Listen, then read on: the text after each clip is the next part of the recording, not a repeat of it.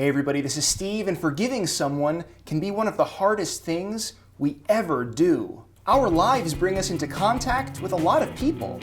Family, friends, neighbors, people at school, people at work. And it's likely that all of those relationships will, at some point, be affected by conflict. Maybe someone said something to offend you or did something that made you mad. Perhaps something worse happened and the wounds are still open. Maybe you had difficulty forgiving when it happened.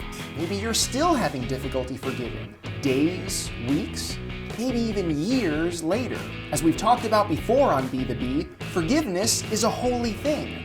It's part of the work of salvation. It's the way God brings us together, inviting us to share the same space with Him, to be in His kingdom. So we know forgiveness should be a part of our lives, even if it isn't always easy. To help you out, here are 4 simple things you can try if you're having trouble forgiving someone. Number 1, remember who you are. A few weeks ago, my buddy Christian joined me to talk about the story of our lives and how that story shapes everything we do. When you're an athlete, you wake up early and train for hours, even though it's difficult because that's what you do. When you're a student, you spend your time reading and writing and thinking, even when the material is difficult because that's what you do. And it's important to remind ourselves on a daily basis that the most important part of our story is that we're followers of Jesus Christ. So even when it's difficult to forgive someone, and it very frequently is, we need to remember that that's what we do as Christians. As members of His body, we don't add to the divisions and suffering of the world. Instead,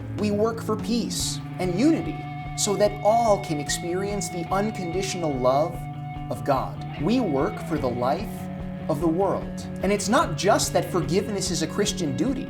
It's also something that we all desperately need in our lives. If we're really honest, we'll all have to admit that we've all done more than a little sinning ourselves. We've all given offense and caused anger and division instead of offering peace, mercy, and love, which means we're in need of forgiveness just as much as, or maybe even more than, the person who we now need to forgive. It can be easy in the moment of anger or hurt to forget this fact. But remembering our own sins can soften our hearts so that we can fulfill our holy duty to forgive.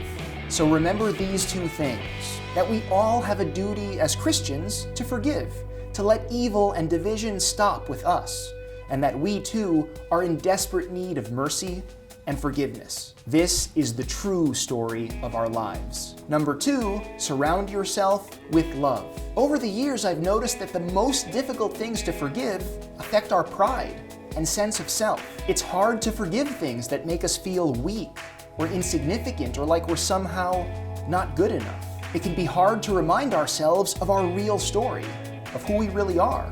Children of God who are unconditionally loved. And that's why it's important to surround ourselves with people who love us, people who will see us for who we really are, icons of Christ, made in the image and likeness of God. The more we are reminded of that, the more confident we grow in the love of God, the less likely we are to be negatively affected by an unkind word or action.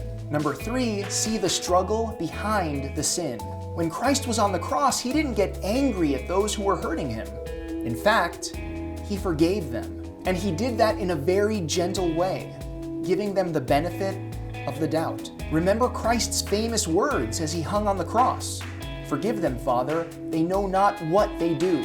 Instead of framing the situation in a way that would lead to anger, focusing on what the people did wrong, Christ chose to approach them in the most sympathetic way possible. He gently said the reason they hurt Him is because they didn't know any better. St. Stephen, the first martyr, did the exact same thing when he was being killed. This gentle reaction is a hallmark of the saints, who live in the reality of the kingdom every moment of their lives and approach people with gentleness, kindness, and compassion. So the next time you're having trouble forgiving someone, keep in mind that maybe there's a reason they hurt you. Maybe they were having a bad day, and that's why they said something unkind. Maybe they were dealing with a secret struggle, some terrible pain that caused them to hurt you. Maybe what they need from you is not anger or judgment, but kindness and love. Maybe your forgiveness is exactly what they need to to experience God's presence in their lives. And finally, number 4, do something nice. Here on Be the Bee, we've talked a lot about the way our souls and bodies are connected. And there's actually a way to use our bodies to help us forgive even when we don't want to. I recently heard an interesting story about Benjamin Franklin.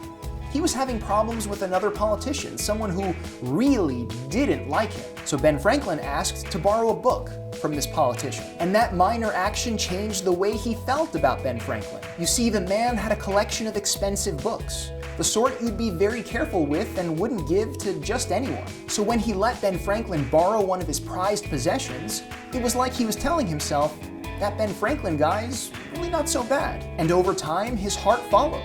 His anger towards Ben Franklin softened and their relationship improved. Psychologists have a name for this, the Ben Franklin effect. And we can use it in our struggle to forgive. So if there's someone in your life you just can't bring yourself to forgive, do something nice for them. Because if you help someone with their homework, or drive them to the airport, or do some other small act of kindness for them, it can't be all bad, right? That simple act of kindness, even if done while you're still angry and bearing a grudge, can be exactly what you need to start softening your heart and opening the door to forgiveness. Because remember, forgiveness means occupying the same space as someone else. And every act of kindness, generosity, and love, no matter how small, welcomes someone into the shared space of God's eternal kingdom.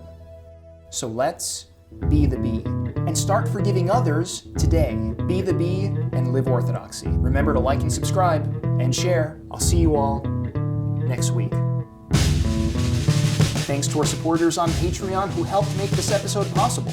To support the creation of more Orthodox Christian content, please visit patreon.com/Y2AM. And be sure to tune in every Thursday for new episodes of Be the Bee, and every Monday for new episodes of The Trench.